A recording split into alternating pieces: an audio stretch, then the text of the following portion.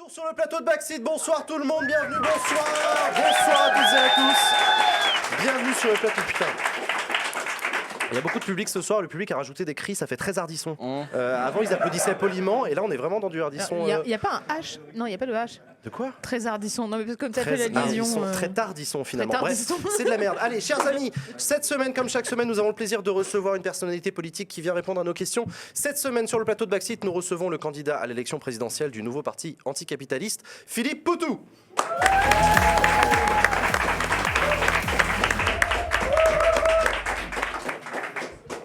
Bonsoir Philippe Poutou. Bonsoir. Merci. Merci d'avoir accepté notre invitation sur le plateau de Backseat. Merci d'être venu. Je sais que vous avez quitté en plus un peu précipitamment un meeting que vous teniez dans une université. Ça s'est bien passé? Oui, à Paris 8, à Saint-Denis. Il y avait du monde? C'était plein. Ah bah territoire. Plein, bah oui, 4 ans. Paris 8, pour ceux Paris qui ne 8, connaissent ouais. pas, université connue pour son engagement à gauche, on peut le dire comme ça. Bon, Peut-être très plus bien. de monde qu'à Assas, non, j'imagine. On n'a pas tenté encore. mais Non. bon. Oh, ça peut.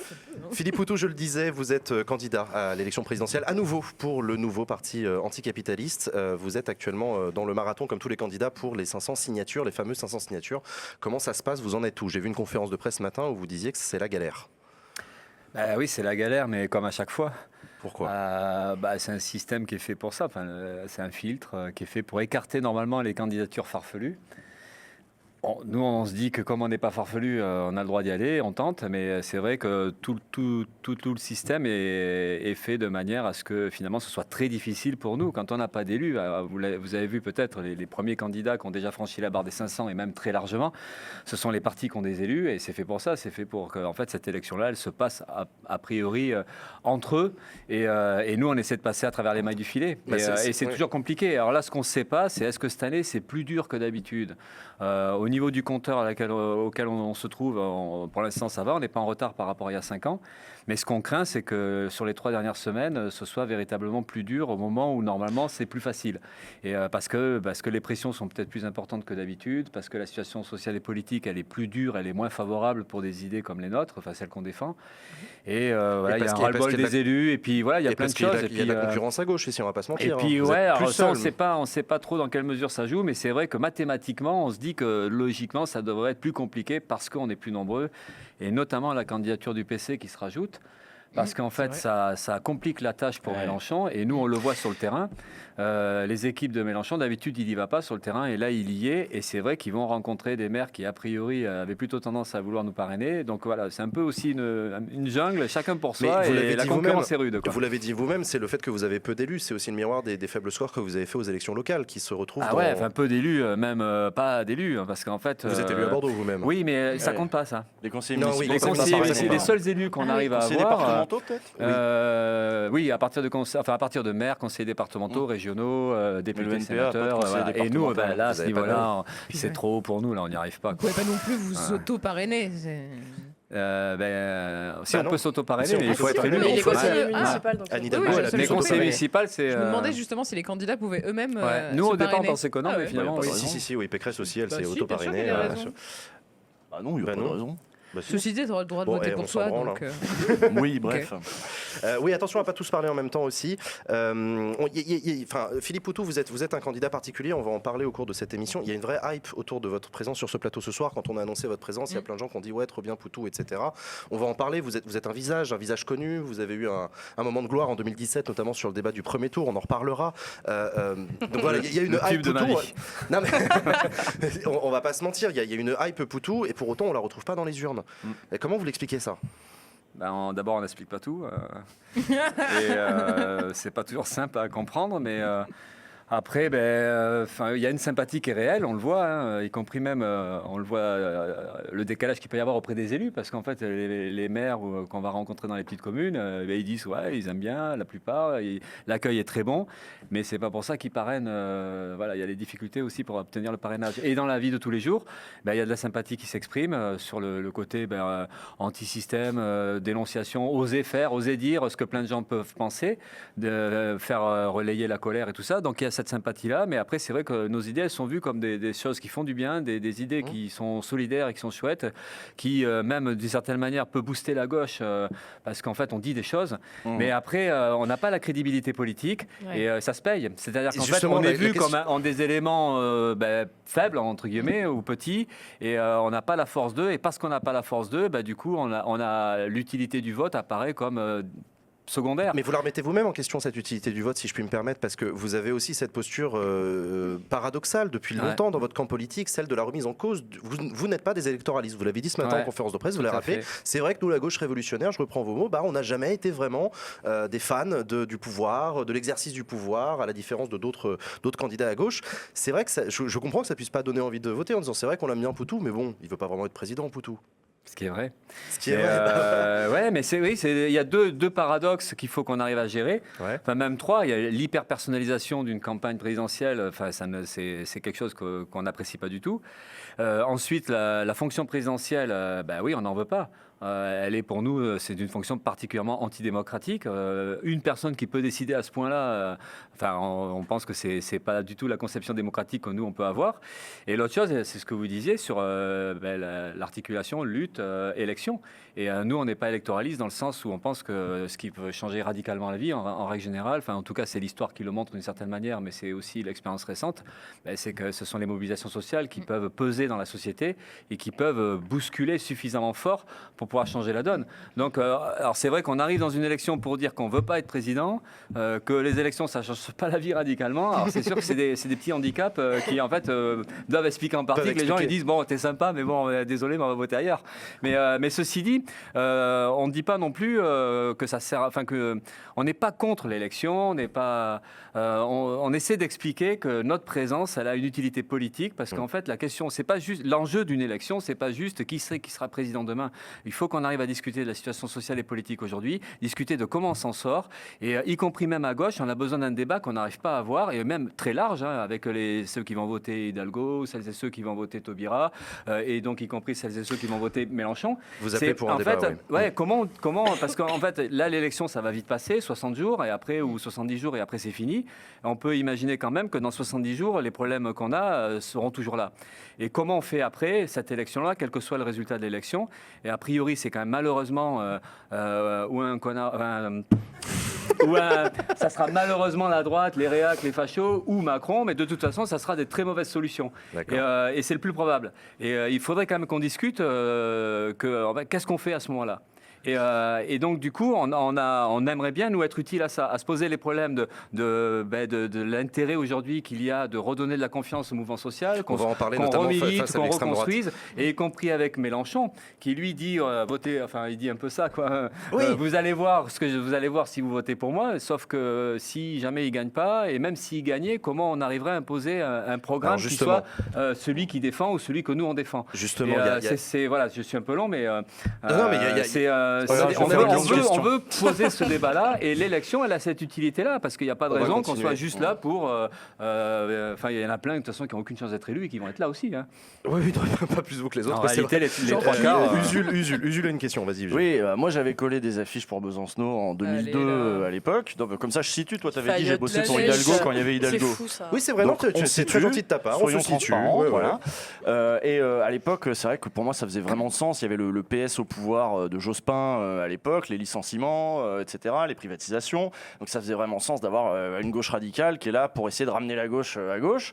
Et puis, entre-temps, il s'est quand même passé beaucoup de choses, la crise de 2008, l'effondrement du PS, etc. Il y a des gens qui, après la fondation du NPA, ont pu croire dans le front de gauche, et qui ont quitté parfois le NPA pour aller se rejoindre à Mélenchon et à son projet de construire une gauche vraiment radicale, enfin un peu plus radicale que ce qu'il y avait avant.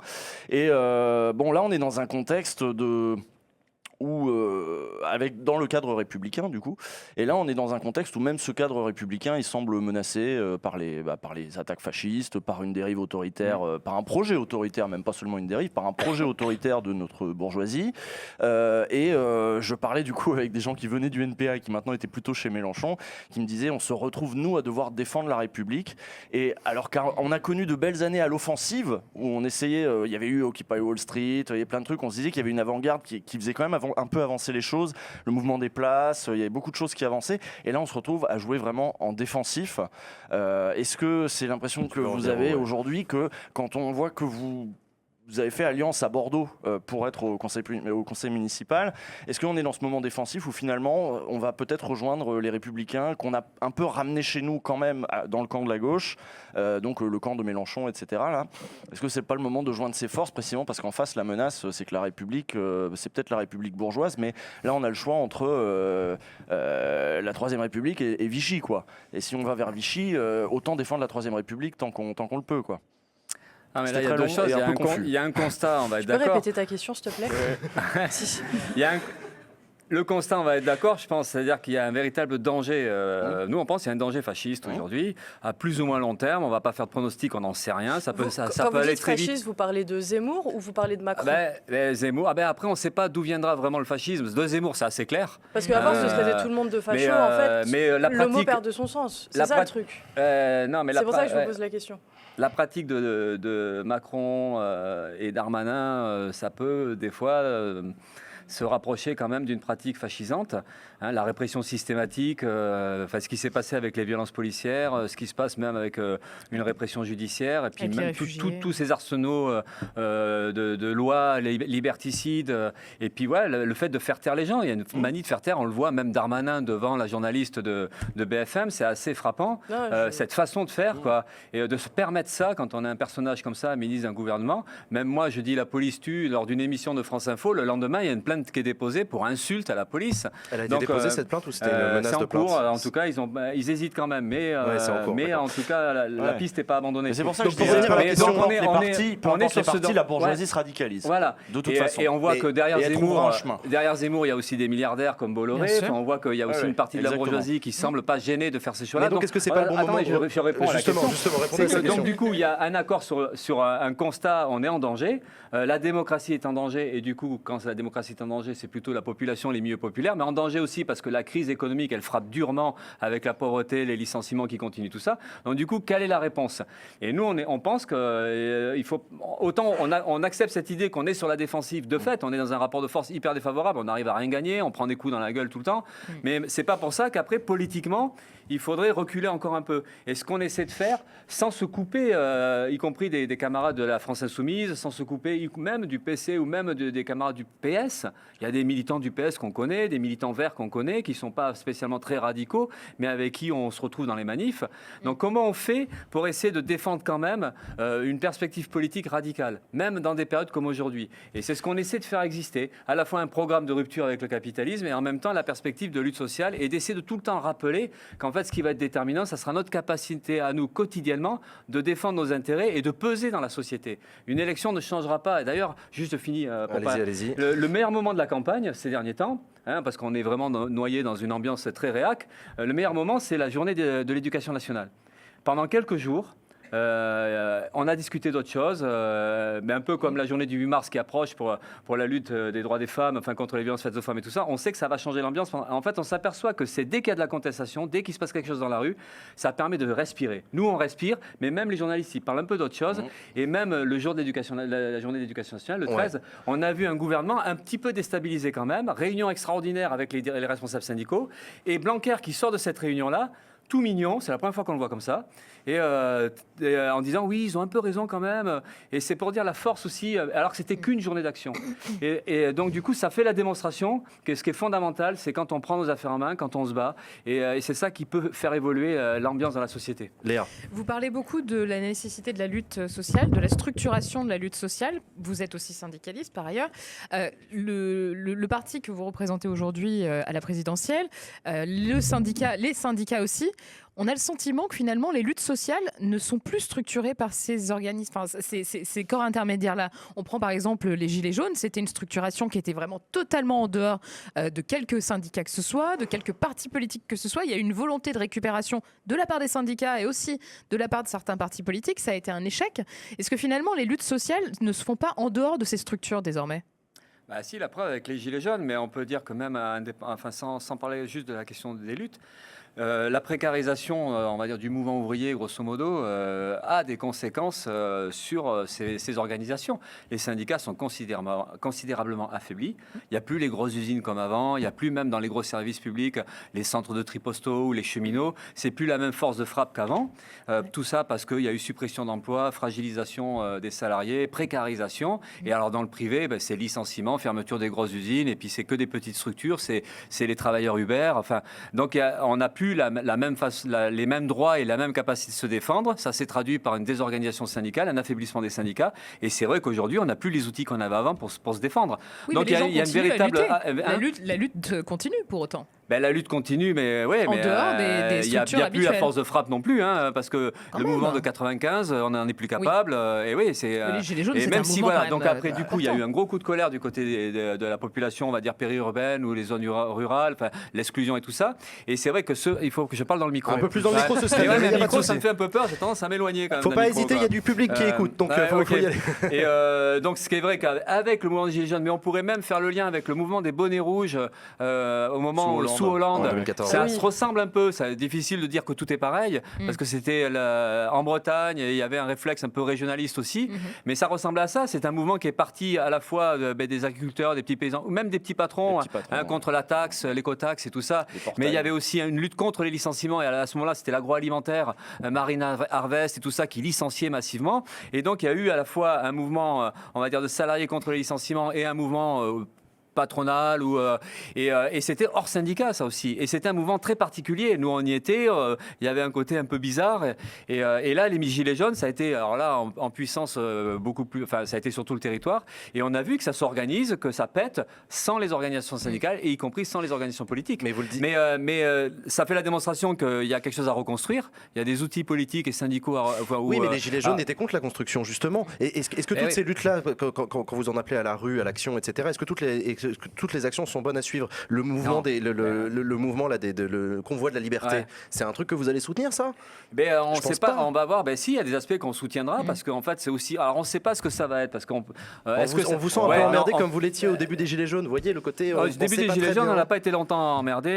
Mais là, l'emmerdement du début des Gilets jaunes, mais c'est pas un emmerdement, c'est ce qui a été dit, c'est qu'en fait, c'était pour la première fois un mouvement à l'échelle nationale qui se passait sans les syndicats, sans les partis de gauche. Étaient flous, dont les leaders étaient flous. Mais à ce moment-là, au Liban, ce qui se passe, ça se passe, ou même en Algérie, ça se passe sans consigne syndicale, sans consigne politique, et ça pète.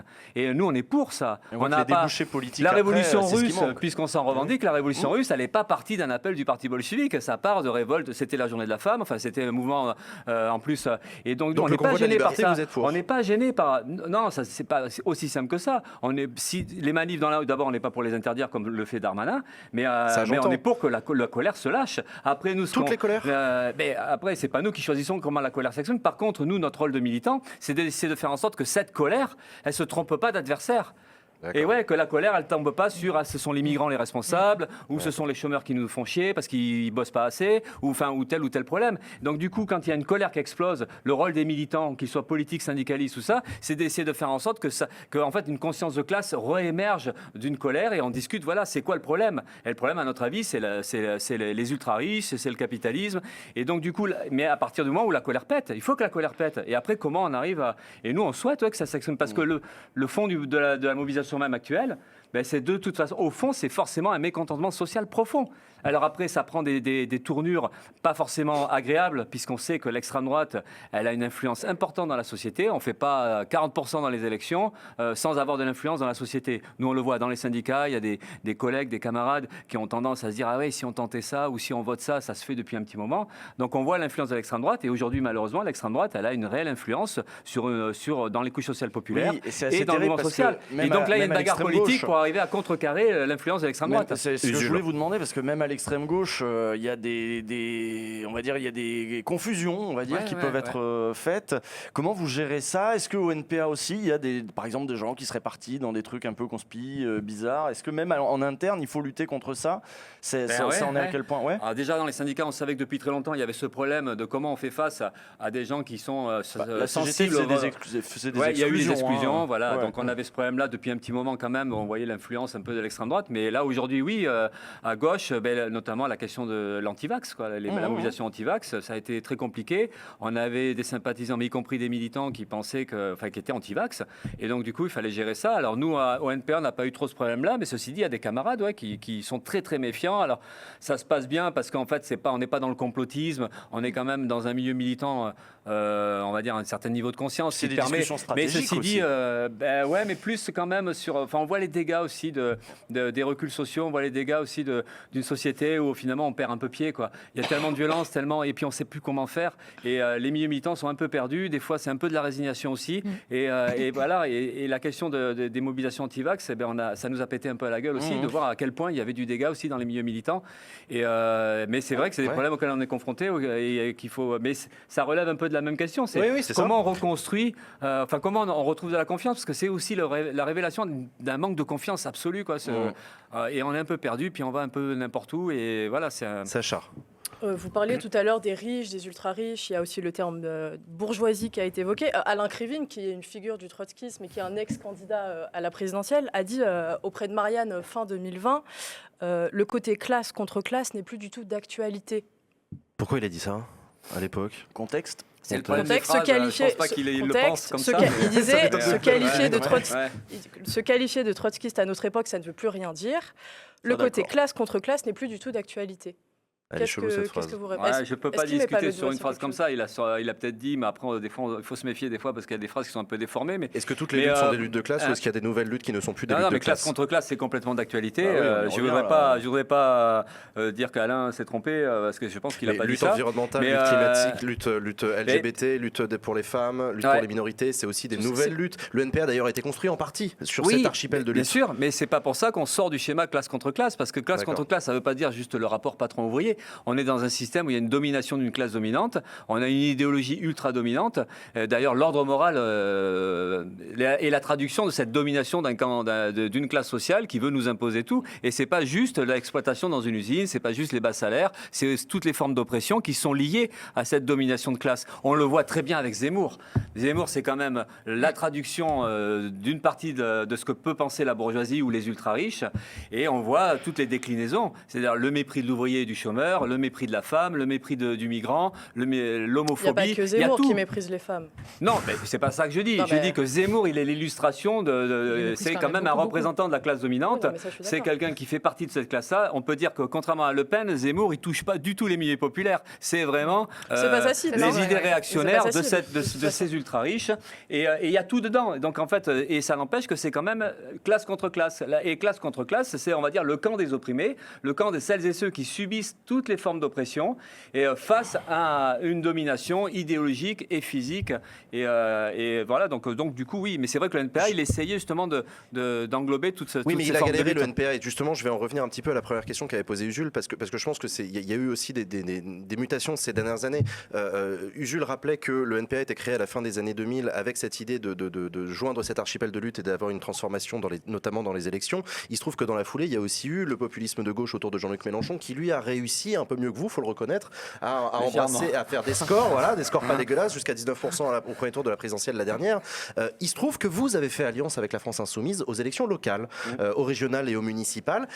Il se trouve que c'est pas toujours bien passé auprès de tout le monde au sein de votre camp. Anas Kazib, par exemple, a quitté le NPA pour déclencher sa propre candidature. Il a mis du temps quand même.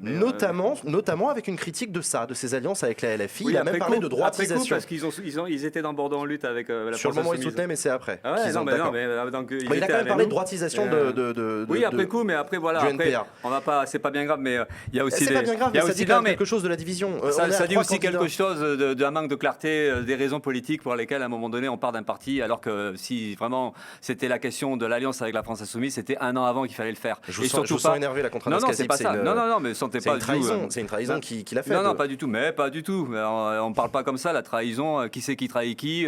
On aura le temps d'en parler à la fin de l'histoire, mais bon, on sera pas tous vivants pour faire les trucs comme ça. Non, pas du tout. Mais c'est juste par rapport à ce que vous dites. On n'est pas obligé. Je peux aussi réagir et essayer de rectifier des choses. Voilà, donc du coup, c'est quand même rappeler que Anastasia et ses copains, étaient pour Bordeaux en lutte. Voilà, donc c'est juste pour rectifier et une sorte de vérité historique. Alors, c'est aussi important. J'entends, mais alors du donc coup, maintenant, cette alliance dans Bordeaux en lutte, par exemple, pourquoi pas la France en lutte avec Jean-Luc Mélenchon? Pourquoi? Ouais, c'est assez facile à expliquer quand même. C'est Alors, qu'en dis-moi. fait, une élection municipale, on construit une liste de 65 personnes avec des militants. On discute entre militants. Il n'y a aucun dirigeant qui est dans l'histoire. Ça crée des zizanies, effectivement. Ça en a créé au NPA, mais à l'époque, pas avec le CCM, mais avec d'autres camarades qui n'étaient pas d'accord. Il y a un débat. Et à la FI, il y avait aussi pas mal de dirigeants FI qui n'étaient pas d'accord. Et voilà. Donc en fait, de toute façon, dès qu'on construit un peu une unité, dès qu'on fait un truc un peu bizarre qui sort des lignes tracées, c'est-à-dire en fait, on est tous chacun dans son couloir. On a tous sa boutique. C'est compris pour les luttes syndicales. Dès qu'on essaie d'unifier, de faire quelque chose un peu différent, ça crée des problèmes. Bon, Bordeaux en lutte, ça a été ça. Ça a été la difficulté, effectivement, d'arriver à légitimer une liste unitaire. Donc là, C'est parce que c'était une liste que c'était plus simple de faire union. C'est On quand même revient sur la beaucoup- personnification de la présidentielle. c'est C'est beaucoup- Jean-Luc le Ah ouais, problème, c'est le côté pyramidal comme ça, le chef, c'est ça. Non, mais des militants qui se connaissent, qui manifestent ensemble, qui font Ouais. des réunions ensemble, qui boivent des coups ensemble. Quand on discute d'une liste, au moment où il y a une bataille contre les retraites, la réforme des retraites, et qu'on dit, putain, Bordeaux, c'est une ville bourgeoise, c'est une ville de droite, est-ce qu'on ne pourrait pas, nous, militants, sur la base d'un programme anticapitaliste, essayer de bousculer tout ça, de les faire chier, de montrer que Bordeaux, c'est pas que des riches, c'est aussi des prolos, et des pauvres qui souffrent et tout ça, et bien c'est plus facile, ouais, quand on est des militants qui se connaissent et qui avons une sorte de motivation commune qui est de dire ben ouais, on va essayer de faire quelque chose et de frapper, et on a réussi. Au régional, on a tenté, c'était un peu plus compliqué parce qu'on s'approche un peu des hauteurs de pouvoir. Et alors la présidentielle, ben oui, on peut pas discuter de ça. D'abord, Mélenchon, il est parti bien avant tout le monde, et on ne discute plus d'un programme collectivement, et on n'est plus en rapport. Là, c'est des états-majors, D'accord. et c'est plus compliqué. Donc, et puis la présidentielle aussi, elle met en avant des désaccords politiques qui sont plus. Nous, on n'est pas du tout, comment dire, bleu, blanc, rouge, les frontières. On est anticolonialiste, internationaliste. Il y a des tas et on est pour l'expropriation des ultra riches. On est pour une socialisation de l'économie. On n'est pas pour la révolution dans les urnes. On est pour la révolution dans la rue. Donc, il y a des sujets politiques qui prennent les devants dans une élection municipale.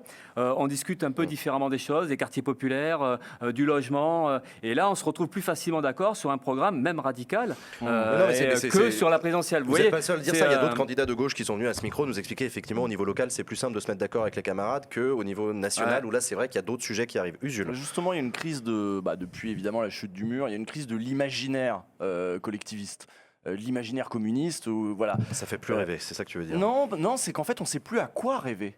Ouais. C'est pire. Donc, bon, Mélenchon, il a un projet. On fait une 6e République, avec une constituante, on se refonde. Bon, ça reste la République. On socialise un peu des trucs, mais Mélenchon dit on garde un peu du marché. Moi, j'ai l'impression que pour le NPA, pour ce courant-là, le communisme reste un horizon. Mais le communisme reste un horizon, mais un horizon flou, un horizon. Est-ce qu'il n'y aurait pas à gagner à préciser cette société d'après, à en faire quelque chose de peut-être plus concret pour les gens, pour l'ancrer dans les imaginaires. Alors moi, ok, on réquisitionne, ok, les ultra-riches, on leur prend tout, mais c'est quoi cette société derrière? C'est une république? Il ne faudrait pas lui donner un visage, une forme? Est-ce que ce n'est pas une crise de l'imaginaire aussi face à laquelle on est? Mais si, certainement. Moi, je pense que vous avez en grande partie raison. C'est toujours plus difficile d'imaginer la suite, de décrire, même si à une époque, ce qu'on appelle les socialistes utopiques, ce que raconte Marx, comment tout était même codifié, les salles, la surface, machin. Ils sont allés un peu loin, ouais. Et après, c'est Marx qui disait, il y a un moment donné, il a bien fallu perfectionner un peu le projet, et c'est devenu un truc un peu plus scientifique, et ça a été la théorie marxiste. Mais aujourd'hui, c'est vrai c'est difficile, moi je trouve. C'est plus facile de discuter de ce qu'on veut pas, ou de faire le constat de ce qui nous révolte. Et après, qu'est-ce qu'on peut imaginer derrière? Et on a le problème quand même que le mot communiste, il est bien abîmé. Bien abîmé par le stalinisme, le maoïsme. Enfin, on a bien vu des choses qui font que... Et puis après, ce qui s'est passé avec le mur de Berlin. Donc ça, c'est quand même pas si simple que ça. Et puis les idées du socialisme ou du communisme sont aussi abîmées par la gauche au pouvoir en France. Mitterrand, Jospin, Hollande. Et aujourd'hui, non, il n'y aura plus rien. Et donc, et puis le PC aussi, même la campagne de Roussel. Enfin voilà, il y a tout ça, c'est compliqué et c'est vrai que on a certainement des difficultés, oui, à être clair sur qu'est-ce qu'on pourrait espérer derrière, qu'est-ce qu'on aurait envie de construire derrière. C'est compliqué. Alors Comment du coup, on remet en marche cet imaginaire? c'est ce que nous on a nos références, ça reste quand même évidemment l'idée c'est une société communiste, c'est-à-dire une société communiste débarrassée de, en fait c'est ce que disait Marx ou ce qu'ont repris les grands penseurs par la suite. C'est pas évident parce que là vous parlez de Marx, vous faites appel quand même à des lectures, à une culture de lutte, etc. Il y a peut-être des jeunes qui nous regardent pour qui quand vous parlez de communiste, ça veut dire quoi? C'est-à-dire quoi? On est payés tous pareil, il n'y a plus de propriété privée. Non mais c'est vrai, le mot communiste, ma voiture n'est plus à moi. Non mais c'est ça, ma voiture n'est plus à moi. En fait il n'y a plus rien. Mais c'était la question du Jules. En fait c'est la misère qu'on partage. Est-ce qu'il y a encore des libéraux Comme disait Coluche, ça plus de riches, tout le monde pauvre. Sacha, je crois que tu avais une question. Non, pas là. Excuse-moi, non, mais je peux la poser si vous voulez. J'ai lu votre programme et du coup, vous proposez 1 800 € net minimum par mois pour tous les Français en âge. Comment vous les trouvez? Alors, vous dites on confisque aux riches, mais comment on confisque aux riches? Ah, grande question. Comment on les empêche de partir vu que vous prenez l'ouverture des frontières? Ils prendront pas leurs apparts et leurs terrains. Ils font Mais ils peuvent partir. Ils font déjà un peu ce qu'ils veulent, ils partent comme ils veulent. Ils partent même dans l'espace à coût de 300 000 € pendant un quart d'heure, ils reviennent. En fait, voilà. Donc non, c'est un faux problème. Même quand on lit des bouquins d'économistes, on va dire évidemment des économistes antilibéraux ou anticapitalistes comme Saez et Zuckman, je fais de la pub presque, mais eux, ils expliquent que tout ça, c'est des faux problèmes, en fait. Et c'est même des arguments pour justifier le fait qu'on ne peut pas contrôler les flux financiers, qu'on ne peut plus rien faire. Et il y a une justification de l'impuissance de l'État, de l'impuissance de la puissance publique. Et en fait, c'est le résultat de décennies où on a expliqué qu'il fallait pas que les riches payent trop, et donc du coup il y a toute une histoire sur la fiscalité, diminution de taxation des riches, suppression d'impôts sur les fortunes, il n'y a pas qu'en France, c'est le même cheminement partout, et derrière c'est l'impôt sur les bénéfices qui disparaît ou qui diminue, parce que là aujourd'hui on est passé de 50 à 23% à peu près, et encore les grosses sociétés payent beaucoup moins, et donc en fait il y a ça, et ce qui s'est passé derrière, c'est l'évasion fiscale qui a pris un bond, et ça date des années 80, Reagan, Thatcher et tout ça, et là aujourd'hui... déjà en fait. On pourrait dire ils partent déjà, ils se soustraient déjà. Et oui, parce que même si eux ils bougent pas physiquement, de toute façon les comptes, les bénéfices sont déclarés ailleurs. Ford, moi j'étais à Ford, on discutait des problèmes de l'usine, tout se gère à l'échelle planétaire. Et quand ils veulent une usine qui est pas rentable et tout ça, ils déplacent les profits. Et c'est facile, c'est les conversions, enfin c'est un nom technique. Et ça fait longtemps que c'est comme ça. Et donc du coup là on nous dit il faut surtout pas faire payer les riches parce qu'ils vont se barrer, mais ils se barrent déjà, ils font ce qu'ils veulent, ils se barrent, ils reviennent. Donc nous la question, c'est vrai que c'est pas simple, quand on dit il faut reprendre ce que les riches nous ont volé, le rapport Oxfam est terrible, 236 milliards en 19 mois, on se dit il y a quand même quelque chose qui tourne par an, donc oui c'est 236 milliards, on dit allez on les reprend. Maintenant c'est pas parce qu'on dit ça que c'est facile à reprendre. Et du coup les 1800 nets vous les trouvez où? Eh bien justement, dans les 236 milliards, et puis dans les 80 milliards de manque à gagner de l'évasion fiscale, dans les 20 milliards d'exonération de cotisations sociales qui ne servent jamais à embaucher, qui ne servent jamais à améliorer les conditions de travail des gens, qui servent juste à remplir la une de Libé aujourd'hui, 137 milliards de bénéfices, 70 milliards distribués sous la forme de dividendes, et dans les 15 milliards de total, il y a peut-être 6 milliards qui viennent des PGE, des prêts garantis de l'État, et c'est ce qu'explique Oxfam, c'est qu'en fait, les 236 milliards, ils viennent en fait de la captation de l'argent public de tous les plans d'aide. Ils viennent pas de l'accroissement des marchés, puisque les marchés étaient quasiment neutralisés. Donc le problème qui est posé, c'est pas la question arithmétique. On sait que techniquement, les richesses peuvent être distribuées différemment et qu'elles doivent l'être différemment. Maintenant, comment on fait? Et c'est vrai que là, par contre, ça sera des débats qu'on peut avoir avec Mélenchon, par exemple, sur le fait qu'on ne pense pas qu'il suffit d'un résultat électoral qui soit satisfaisant pour pouvoir permettre tout ça. Et c'est la question d'un rapport de force, c'est la question d'une mobilisation populaire, c'est la question de partout. Nous, on est pour une démocratie du style autogestion et d'une bataille. Et c'est pour ça qu'on parle de service public sous contrôle citoyen. Mais c'est vrai que c'est une bataille politique de fond, mais ça suppose une mobilisation importante et c'est ce qu'on souhaite. Léa. Vous parlez toujours de mobilisation, de lutte, c'est évidemment votre clé de voûte de la structuration du mouvement, de votre parti. Anticapitaliste, est-ce que l'anticapitalisme encore aujourd'hui est un objet de lutte? C'est une vraie question. On se souvient des mouvements altermondialistes dans les années 90 qui étaient particulièrement structurés autour de l'anticapitalisme. on a l'impression aujourd'hui que ces mouvements-là sont en perte de vitesse, très clairement. Même Porto Alegre, Seattle, etc., ça n'existe plus. On n'a plus ces réunions-là. Cette structuration internationalisée d'un mouvement vraiment contre le capitalisme. Est-ce que les gens ne sont pas résignés face à ça ? Est-ce qu'on se dit que finalement, lutter contre le capitalisme, ça n'a plus de sens et on va se porter sur de nouvelles luttes que vous portez également, et que la convergence des luttes se fait sur d'autres lieux, d'autres champs que celui de l'anticapitalisme? Non, mais de toute façon, c'est la question à 1000 Philippe, francs. Non, mais on sur va y les- revenir, en fait. c'est ce que vous disiez. Sur les 20 dernières années, c'est notable. Il y a un recul énorme de notre capacité de réagir. L'altermondialisme, il y avait des tas de luttes. Même le mouvement des chômeurs. En 97, il y avait un très très fort mouvement des chômeurs. Ouais. Et puis aujourd'hui, alors qu'il y a beaucoup plus de chômeurs qu'il y a 20 ans. Donc il y a la résignation dedans. Il y a la succession des défaites qui coûte cher. Ça fait des dégâts, pas uniquement financiers, ça fait des dégâts dans la tête des militants. Il y a un affaiblissement, c'est sûr, mais après, il y a aussi des hauts et des bas. Alors, mais au niveau d'une histoire longue, on voit bien qu'il y a des périodes, des périodes de révolte ou de révolution, et puis il y a des périodes de répression et de recul énorme. Et sans aller très loin en arrière, le XXe siècle, période révolutionnaire en Russie, l'Allemagne, la Hongrie, enfin, il y a toute une période de lutte sociale, grève générale à Turin en 21, enfin, il y a toute une période comme ça. Et puis, bam, le fascisme arrive, grosse période sombre pendant, on va dire, une vingtaine d'années, avec le franquisme. Derrière, les luttes décoloniales. Et puis, donc, on voit, l'anticapitalisme est toujours un peu là, parce qu'aujourd'hui, on dit anticapitalisme, mais en fait, c'est la lutte communiste. Et on voit qu'il y a des moments comme ça. Ouais. Mais dans la jeune génération, ça renaît un petit peu aux États-Unis. Il y a des jeunes qui sont, plutôt que d'aller chez les liberals, ils se disent non, on est de gauche, on est socialiste. L'idée renaît aux États-Unis, qui avait été étouffée pendant le XXe siècle.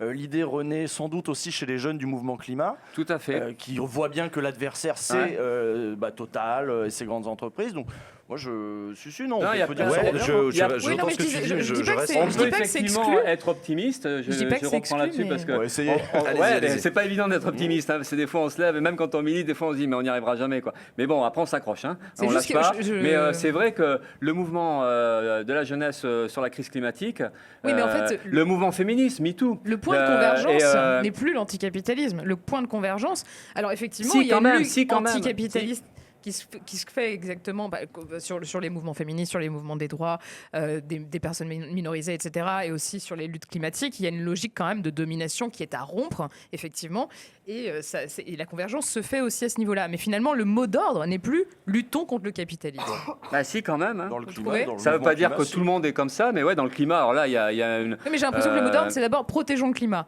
Et du coup, Ah, luttons il y a- contre le il y a capitalisme. une Alors cla- qu'avant, finalement, c'était « luttons contre le capitalisme », c'est tout.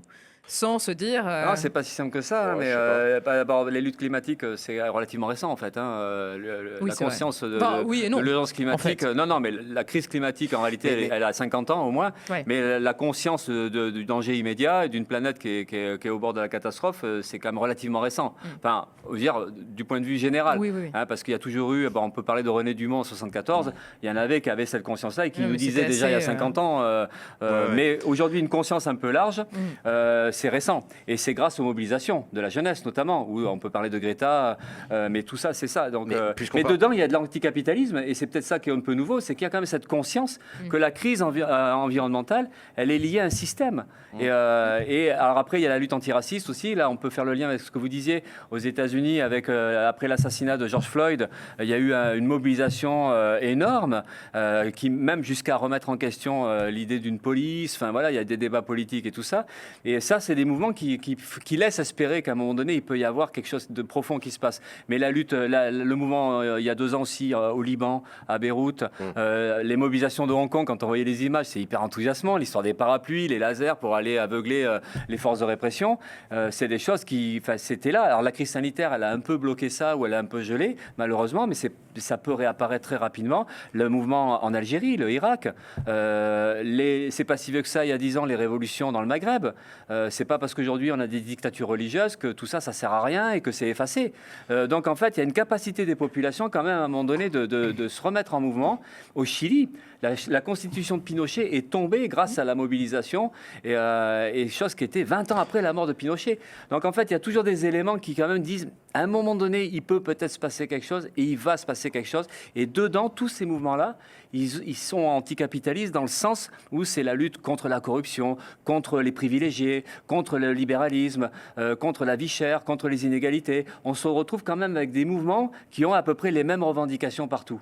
Et on se dit, mais ouais, la jonction, elle est quand même à un moment donné plutôt possible. Je le disais en introduction de cet échange, vous avez marqué les esprits en 2017 à l'occasion du débat du premier tour face à François Fillon et Marine Le Pen notamment. Il se trouve que selon une indiscrétion du journal Libération, Emmanuel Macron ne souhaiterait pas qu'il y ait un nouveau débat, en tout cas participer à un débat entre les candidats à la présidentielle avant le premier tour, notamment parce que voilà, peut-être qu'il ne souhaiterait pas s'en prendre plein la gueule de la part de Philippe Poutou. On en vient aux limites dont on parlait tout à l'heure sur l'exercice du pouvoir, etc. Vous comprenez qu'Emmanuel Macron n'ait pas forcément envie de venir se... Après, il y a un débat. Il y a ceux qui disent c'est parce qu'il a peur et l'autre qui dit c'est parce qu'il méprise en fait. Après, est-ce que se faire traiter de voleur sur un plateau, c'est débattre? C'est une bonne question. Est-ce que c'est débattre? C'est quoi la limite du débat? C'est quoi la limite du débat? Voilà, quelle est la limite aussi? Ouais, après, est-ce qu'envoyer des flics canarder des manifestants... Mais ça n'a aucun rapport, on parle d'un débat. Si, parce que je pense que c'est en lien. Quelqu'un qui est capable de diriger un pays comme il l'a fait, avec le niveau de répression et le niveau de violence qu'il a imposé, comment il a pu attaquer même les couches sociales populaires, au mépris. Là, par contre, il y a un mépris. Il y a un mépris. Ouais, donc, après, on peut faire le lien avec le débat, parce qu'en fait, le problème qu'il y a, c'est que juste avant, Darmanin, il dit, mais y a-t-il un seul Français aujourd'hui capable de critiquer Macron ou qui aurait envie de critiquer Macron? C'est la déclaration de Darmanin la veille. Et deux jours après, on a l'entourage de Macron qui dit que Macron, il a pas envie de débattre avec certains, et notamment, évidemment, moi qui ai la réputation, alors que c'est arrivé une fois, en fait, je suis hyper sympa, hein, c'est une fausse image de moi. Hein. Ah, mais en tout cas, ça a marqué les esprits. Mais ça a aussi marqué en positif. Je ne comprends pas qu'ils aient peur, parce qu'en réalité, moi, je suis sympa, mais le parti, il est très sympa. Et en fait, pourquoi ils ont peur? Mais on ne sait pas s'ils ont peur, mais ça relève effectivement, pour une bonne part, d'un mépris, d'une arrogance, et puis en disant, mais c'est quand même pas eux qui... Enfin, c'est une volonté de discréditer aussi, c'est une volonté de dire, mais ça sert à rien. Et quelque part, par hasard...